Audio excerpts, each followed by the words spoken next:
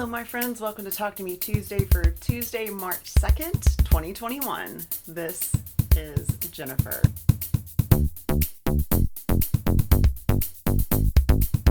I'm actually coming to you guys on Friday because tomorrow, Saturday, we are driving to Lubbock to pack up my son's apartment, put everything in storage, and then come home again. He is not going to be moving back for this semester, and he will not be back in the summer. He's waiting for pandemic to chill out, and everything is online right now. Classes are online, work is online. So he has been with us since November. We weren't sure if he would be able to do this until January, and then there was just like a domino effect of things that have kept us from going. But it works out because Thursday, which was yesterday for me, last week for you guys, Thursday I graduated from physical therapy. I finished and went for the last time. I got to ring a gong, I got to sign a giant poster, and my physical therapist told me to just go live my life. So I am done with physical therapy, and with any luck, you guys will never hear about my feet ever again. Despite it being several days before I normally record, I actually do have a lot to share with you guys, so let's get going.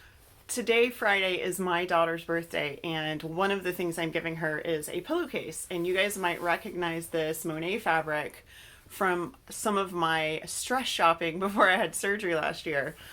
She has a memory foam pillow, which she was using when she was staying with us during the freak winter storm that we had. And she said that her pillowcase comes off all the time. So this is very simple. It's just the Monet fabric. I actually split it along the center to make it long enough. And then I'm going to turn it inside out so you guys can see what's actually going on here. This is a pillowcase with a pocket at the end. When you put it on, the pillow goes inside this pocket and it won't come out. So these are super easy to make. I have a couple of these that I didn't make. They came with my comforter cover. I need to make more of them because I really like using them. I wanted this to be 30 inches long by about 20 inches wide. So I took 30 plus 30 plus 6 for this plus 1 for the hem, and that was my math. So it ended up being 67 by 20. So a yard of fabric works perfectly for this. I didn't have any left over after I trimmed it and everything. And what I did was I actually serged my edges. So I serged both ends, including the hemmed in. I only turned it under once and then sewed it down.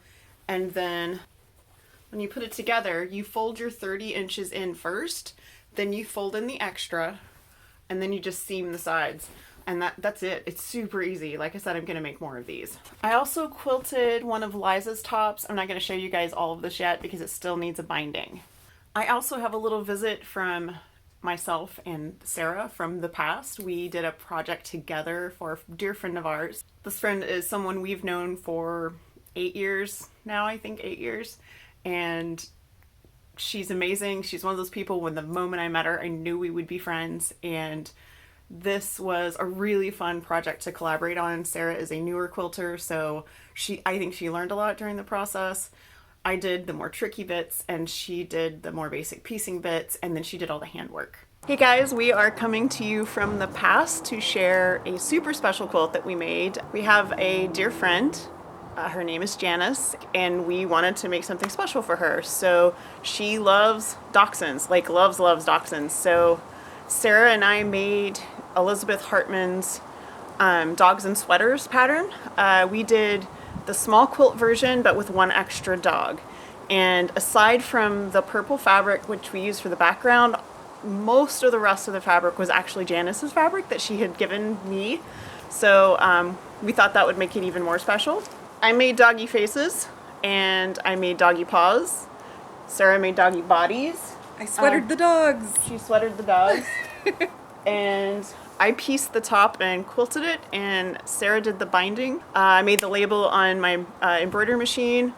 Sarah hand sewed it on. So it was collaboration beginning to end, and just something special to do. I mean, it's basically you did most of the piecing and all of the quilting, and then I did all the handwork. Mm-hmm. Pretty much. Well, and the sweaters. Well, yes, and the sweaters. I will say that this was not outside my comfort zone exactly, but a very different way for me to work because it looks paper pieced. It is not. Some of the pieces, actually a lot of the pieces, were 1-inch squares cut as 1-inch squares. There were, I mean, like the eyeballs, 1-inch squares. A lot of the little corner pieces, 1-inch squares. So it was doable, but it was just like 60 billion tiny pieces pre-cut, which is not a way I'm used to working. But it went together really easily, and I don't think that was really a problem. And you didn't really have a problem with the sweaters, and Sarah's No. a very new quilter, so But that is the reason why I let her do the faces, because all the tiny pieces were there. the faces were pretty intense. So many small pieces. Came together really well. I'm delighted with it, and I think the fabrics that we chose for the sweaters really reflect Janice's personality and things that she likes, so that was the main thing there. I actually quilted it with it sideways on my frame, and I did like wavy lines with occasional little loops. And that was mostly just because I wanted it to be soft and scrunchy, and I didn't want too much quilting on the dogs. So I wanted them quilted, but I didn't want, like, you know, quilting on their eyeballs and things like that. So that was why I went with that particular option. And this fabric, bought at Hip Stitch, which I have to visit there someday because I think this is my third order from them. And that's in Albuquerque. It's Jules's local quilt store. They had this and it was perfect, and it's a lavender dot, and I just thought it would work really well. I wanted something fun and cheerful, and that's what we went for. On the back of the quilt are wildflowers and birds, but that also came from Janice, and I know she loves both. So we just thought, even though it has nothing to do with what's on the front, the colors actually work really well together, and it just seemed like a great way to pull it all together. So I think that's all I have. Yeah. If you are seeing this, we've already given her the quilt. So you are probably watching this a week after we recorded it. See you guys in the future. And that's it. Have a wonderful week. Have a crafty week. Don't forget to post your videos, and I'll see you next week. Bye.